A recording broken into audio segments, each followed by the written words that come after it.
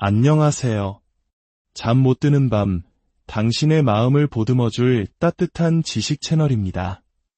오늘 이야기가 당신의 마음에 작은 위로와 빛이 되기를 바라신다면 잠시 시간을 내어 구독과 좋아요를 눌러주세요. 여러분의 따뜻한 마음 하나하나가 모여 우리는 더 깊고 의미 있는 이야기를 함께 만들어갈 수 있습니다. 여러분의 가정에 늘 평안이 깃들기를 기도합니다. 부모가 된다는 것, 세상 그 무엇과도 바꿀 수 없는 축복이지만 동시에 우리 인생에서 가장 큰 두려움과 마주하게 되는 여정이기도 합니다. 아마 모든 부모님 마음속에는 이런 질문이 있을 겁니다. 나는 과연 좋은 부모일까?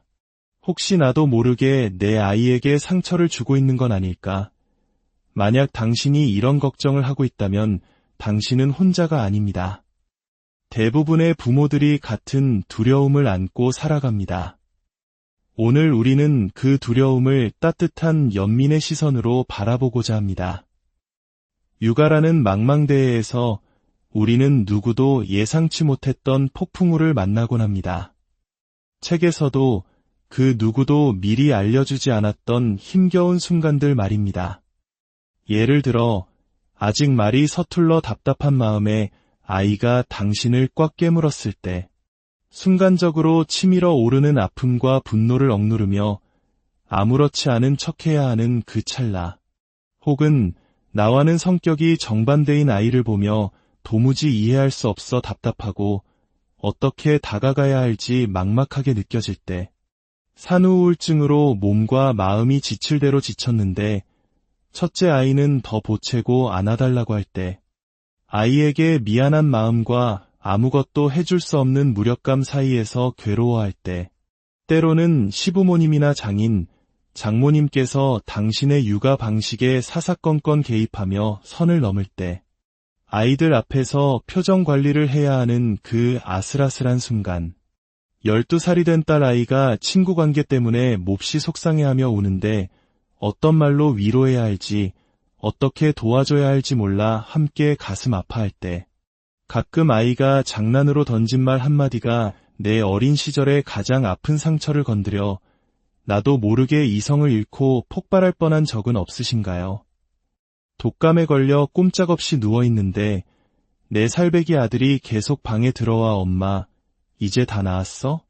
아이스크림 사주러 가자 라고 조를 때, 사랑스러운 아이의 얼굴을 보면서도 속에서 분노가 들끓는 것을 느낄 때, 매일 아침 정성껏 도시락을 싸줬는데 아이가 한 달 내내 몰래 급식을 사 먹었다는 사실을 알게 되었을 때, 배신감과 허탈함, 내 시간과 돈, 에너지를 무시당했다는 생각에 마음이 무너져 내릴 때, 아이가 학교에서 친구나 심지어 선생님에게 따돌림을 당하고 있다는 사실을 알았을 때, 당장이라도 달려가 모든 것을 뒤엎고 싶지만 어떤 것이 아이를 위한 최선의 방법인지 몰라 혼란스러울 때, 10대 아들이 당신의 카드 정보가 연결된 휴대폰으로 게임 아이템을 사느라 수십만 원을 결제했다는 사실을 알게 되었을 때, 침해당한 느낌과 함께 치밀어 오르는 분노, 그리고 이 모든 것을 수습해야 한다는 막막함, 혹은 이혼 후 아이를 함께 양육하는 전 배우자가 비협조적이거나 교묘하게 당신을 힘들게 할 때, 아이 앞에서 그 사람에 대한 나쁜 말을 하지 않으려 애쓰고 아이를 추궁하지 않으려 필사적으로 노력할 때, 늘 당신에게 살갑고 다정했던 아이가 어느 날부터 방문을 닫고 당신을 멀리할 때, 혹시 아이가 나를 미워하게 된 건 아닐까, 무슨 문제가 생긴 건 아닐까 하는 불안감에 휩싸일 때, 이런 수많은 순간들 속에서 우리는 길을 잃고 좌절하곤 합니다. 잠시 눈을 감고 생각해 볼까요? 방금 이야기한 이런 상황들 속에서 당신의 부모님은 어떻게 반응하셨을 것 같나요? 그리고 당신은 이런 상황에 어떻게 반응할까 봐 두려운가요? 혹은 과거에 이미 어떻게 반응했나요? 만약 내 안의 상처와 분노를 모두 내려놓을 수 있다면 당신은 진정으로 어떻게 반응하고 싶으신가요? 이 모든 상황들은 부모라면 누구나 겪을 수 있는 흔한 일들이지만 감정적으로는 매우 힘든 순간들입니다. 우리 사회와 문화는 부모가 마치 모든 것을 알고 완벽하게 대처해야 한다고 기대하는 경향이 있습니다. 하지만 그것은 불가능한 일입니다. 이 모든 상황들 속에는 너무나도 인간적인, 복잡하고 다양한 감정들이 얽혀 있기 때문입니다. 오늘 우리는 부모로서 겪는 감정적 격발, 즉 트리거에 대해 이야기하고 그것을 새로운 시각으로 바라보는 법을 나누고자 합니다. 그리고 당신이 감정의 소용돌이에 휩싸였을 때 다시 중심을 잡을 수 있도록 도와줄 건강한 양육의 원칙들에 대해서도 함께 생각해 보려 합니다. 우리가 자녀와의 관계에서 경험하는 감정적 어려움은 종종 우리 자신의 어린 시절 이야기와 깊이 연결되어 있습니다. 우리의 반응과 양육 방식 속에 그 실마리가 숨어 있습니다. 제가 앞서 당신의 부모님은 어떻게 반응했을까요? 라고 질문했던 이유도 바로 여기에 있습니다. 이제부터 부모로서 우리가 겪는 감정적 어려움을 5가지 범주로 나누어 살펴보겠습니다. 이 이야기들이 당신을 비난하거나 부끄럽게 만드는 것이 아니라 당신 자신을 더 깊이 이해하고 공감하는 계기가 되기를 바랍니다. 사회는 우리에게 이런 어려움을 느끼지 말라고 말하지만 그것은 불가능합니다. 그러니 괜찮습니다. 당신의 감정은 지극히 자연스러운 것입니다. 첫 번째 범주, 내 아이가 위험해. 그 끔찍한 일이 다시 일어나고 있어. 이것은 아이를 해로나 불편함으로부터 과도하게 보호하려는 모습으로 나타납니다. 내 어린 시절의 경험을 아이의 경험에 투영하기도 하죠. 아이가 겪는 문제들이 유난히 크고 마치 내 일처럼 익숙하게 느껴집니다. 만약 당신의 아이가 학교 폭력을 당한다면 혹은 당할까 봐 걱정된다면 어떨까요? 이것은 많은 부모, 특히 어린 시절 비슷한 아픔을 겪었던 부모들에게 가장 흔한 트리거 중 하나입니다.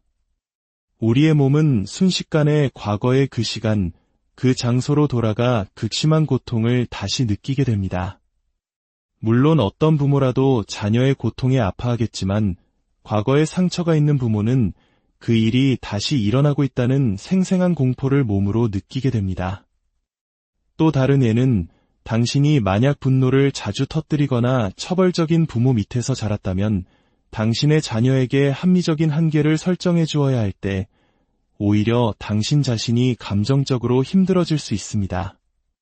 아이에게 안 되라고 말하고 규칙을 가르치는 그 순간이 마치 내가 어린 시절의 가해자처럼 되는 것 같은 느낌을 주기 때문입니다.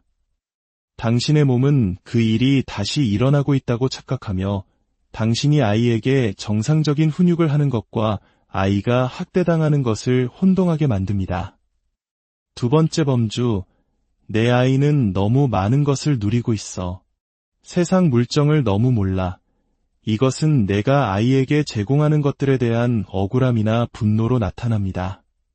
아이가 나의 고군분투나 감정, 혹은 내가 겪어온 과거의 어려움을 전혀 알아주지 않는 것에 대한 서운함일 수도 있습니다. 아이들의 자기중심적인 모습에 화가 나기도 합니다. 4살짜리 아이는 엄마가 독감으로 알아누워 있어도 아이스크림을 사달라고 조를 수 있습니다. 그것은 아이의 발달 단계상 자연스러운 모습이지만 그 순간 부모는 나는 전혀 존중받지 못하고 있다는 느낌에 사로잡힐 수 있습니다. 아이가 실수로 수십만 원을 개임에 결제했을 때도 마찬가지입니다. 이 범주는 특히 우리를 당혹스럽게 만듭니다. 어쩌면 당신은 매우 반응적이고 처벌적인 부모 밑에서 자랐을지도 모릅니다. 그래서 어린 시절 내내 혹독한 대가에 대한 두려움 때문에 단 한 번의 실수도 하지 않으려 했으며 살았을 겁니다. 우리는 우리 아이들이 우리처럼 두려움에 순응하는 아이가 아니라 건강한 자아를 가진 사람으로 자라길 바랍니다. 하지만 아이들이 효과적으로 배우기 위해서는 우리를 두려워해서는 안 됩니다. 우리를 돌봐야 해서도 안 되고요. 그래서 우리는 그 60만 원짜리 황당한 사건 앞에서도 우리의 반응을 조절해야만 하는 딜레마에 빠집니다. 세 번째 범주, 어떻게 해야 할지 모르겠어. 나는 막혀 있어. 아이의 감정을 어떻게 다루어야 할지, 까다로운 상황을 어떻게 헤쳐나가도록 이끌어 주어야 할지 모르겠습니다. 어떤 것이 올바른 결과이고 어떤 것이 배움의 순간인지 구분하기 어렵습니다. 이 감정은 우리에게 큰 수치심을 안겨줄 수 있습니다. 하지만 생각해 보세요. 우리 중 건강하고 효과적인 양육을 받으며 자란 사람이 과연 몇이나 될까요? 아마 극히 드물 겁니다. 여기서 오는 어려움은 보통 건강한 부모 역할의 모델을 본 적이 없다는 사실과 내 아이에게만큼은 내가 겪었던 일을 되풀이하고 싶지 않다는 두려움이 결합되어 나타납니다. 그래서 우리는 무엇을 해야 할지 모르는 상태와 아이에게 해를 끼치고 싶지 않다는 마음 사이에서 이러지도 저러지도 못하고 얼어붙게 됩니다.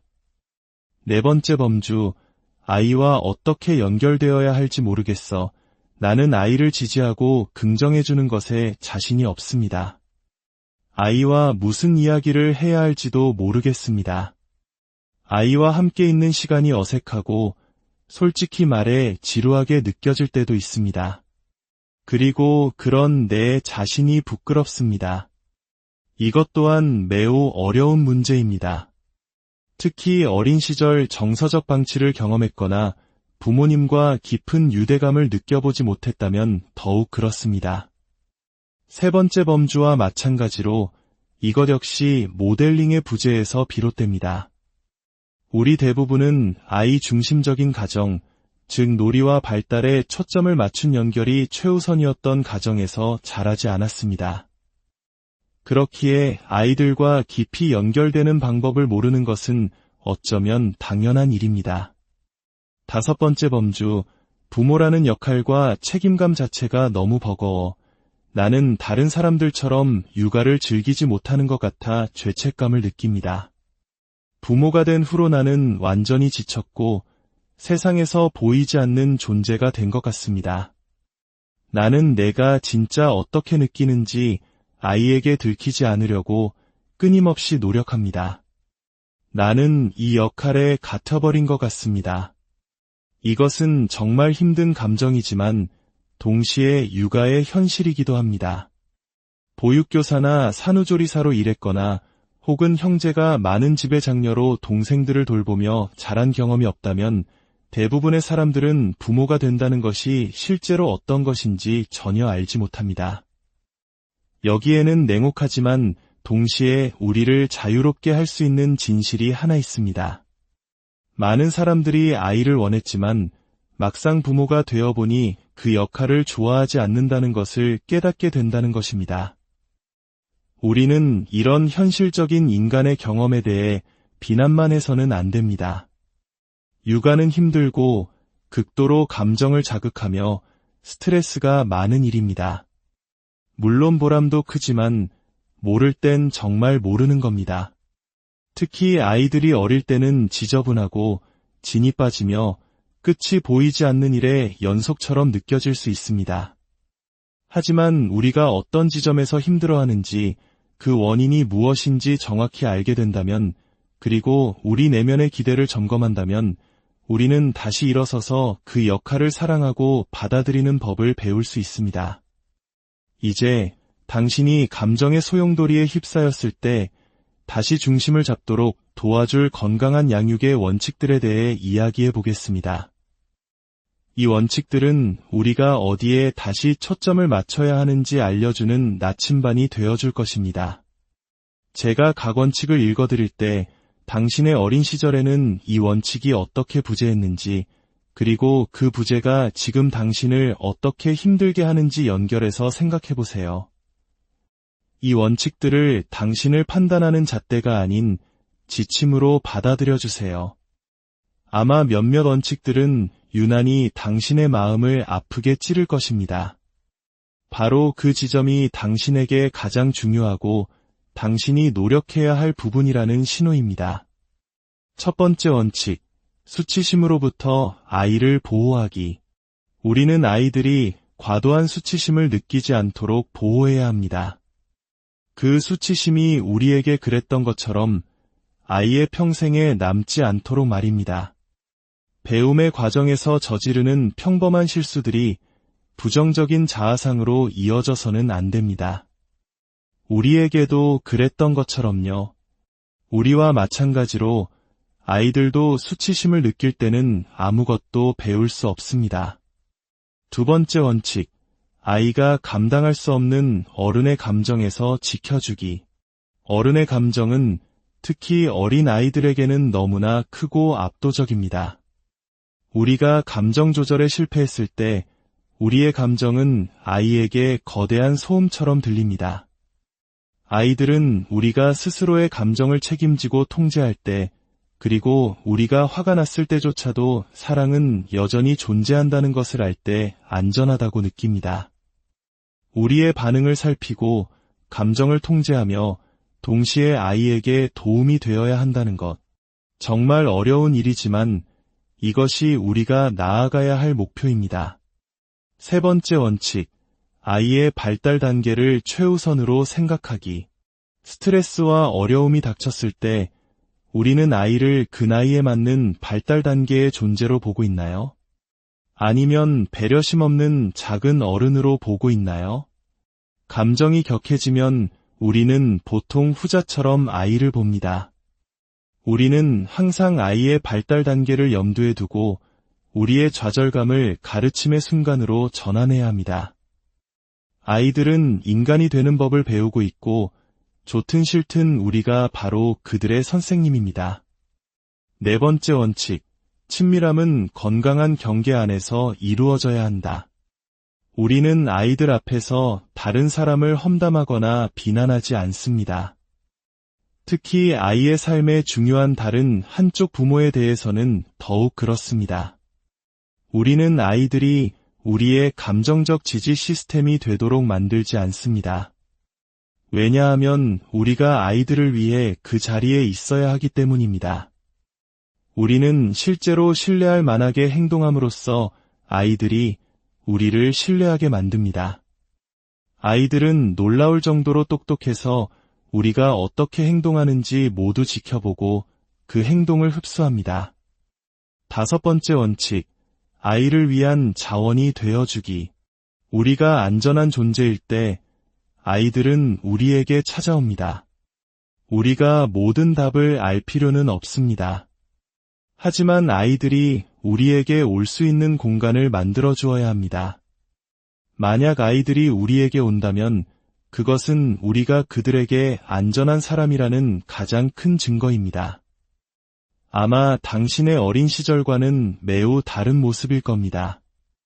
여섯 번째 원칙, 아이가 배우고 실패하고 성장하고 느끼도록 허용하기. 우리는 아이들이 자신만의 과정을 겪도록 허락해야 합니다. 그들의 경험을 지나치게 감시하거나 과잉 보호하거나 모든 것을 대신해 주어서는 안 됩니다.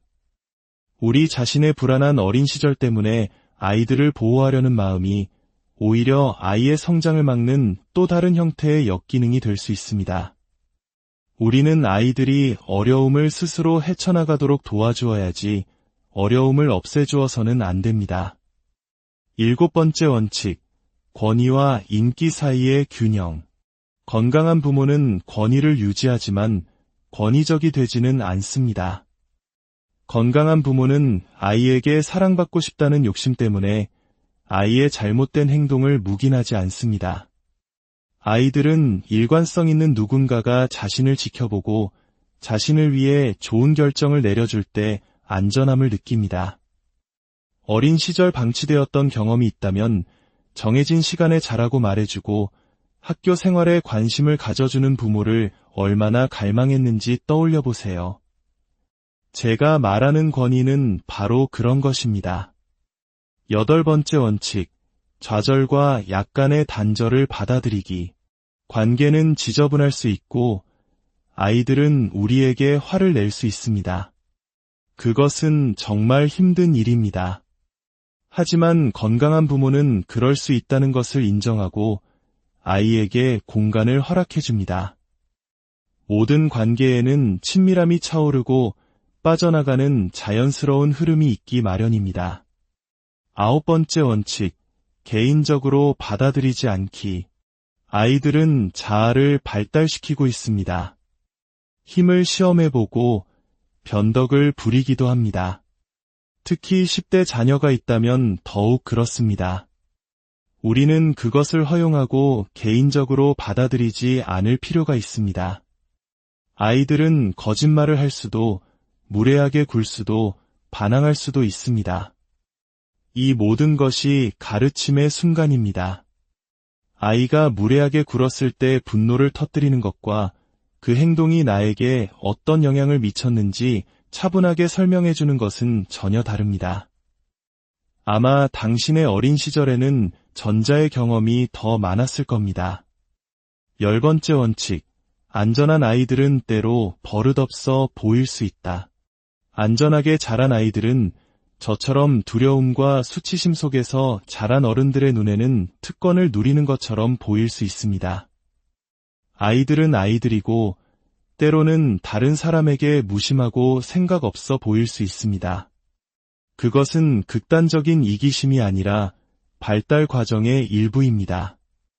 가르침의 순간과 아이의 미성숙함에 내가 감정적으로 격발되는 것을 구분해야 합니다. 11번째 원칙, 권력의 공유. 건강한 양육은 가족 내의 결정에, 특히 자기 자신에 관한 결정에 아이들을 참여시킵니다. 갈등 상황에서 아이가 자신의 의견을 말하도록 허용하는 것은 아이의 자아 발달을 도울 뿐만 아니라 지배가 아닌 평등의 가치를 심어줍니다. 우리는 아이들이 그 평등의 가치를 자신의 인간관계, 그리고 미래의 양육에도 가져가기를 바랍니다. 마지막 12번째 원칙, 아이는 그냥 자신의 감정을 느끼고 있을 뿐이다. 건강한 부모는 아이의 감정을 최우선으로 존중합니다. 반면 건강하지 못한 부모는 종종 감정의 위협을 느끼고 그것을 피하거나 축소하거나 심지어 감정을 표현하는 아이를 비난하고 수치스럽게 만듭니다. 갓난아기의 울음부터 10대의 변덕까지 그것은 모두 우리 아이들이 단지 자신의 감정을 느끼고 있는 것뿐입니다. 오늘 나눈 이야기들 중 어떤 부분이 당신의 마음에 가장 깊이 와 닿았나요? 그 부분이 바로 당신의 마음이 당신에게 보내는 신호입니다. 그곳을 더 깊이 들여다보고 자신을 돌보아야 할 시간이라고 말해주고 있는 것입니다. 부디 우리 자신을 부끄러워하지 마세요. 아이들이 수치심을 느끼면 배울 수 없듯이 우리도 마찬가지입니다. 수치심은 우리가 변화하고 배우고 성장하는 것을 방해할 뿐입니다. 또한 이 모든 건강한 양육 원칙들을 당장 완벽하게 해내야 한다고 기대하지 마세요. 이것은 우리가 평생에 걸쳐 노력하고 나아가야 할 과정입니다. 오늘 저와 함께 이 긴 이야기를 끝까지 들어주셨다는 것, 더 나은 부모가 되기 위해 이 영상을 찾아보셨다는 것만으로도 당신에 대해 많은 것을 말해줍니다. 당신은 당신의 아이가 당신보다 더 안전한 경험을 하기를 원하고 있습니다. 그것만으로도 당신은 이미 충분히 훌륭합니다. 그 사실을 온전히 받아들이고 스스로를 축하해 주세요. 부디 오늘 이야기가 당신의 마음에 작은 등불이 되기를 바랍니다. 당신은 이미 충분히 좋은 부모입니다. 다음 시간에 더 깊이 있는 이야기로 다시 찾아뵙겠습니다.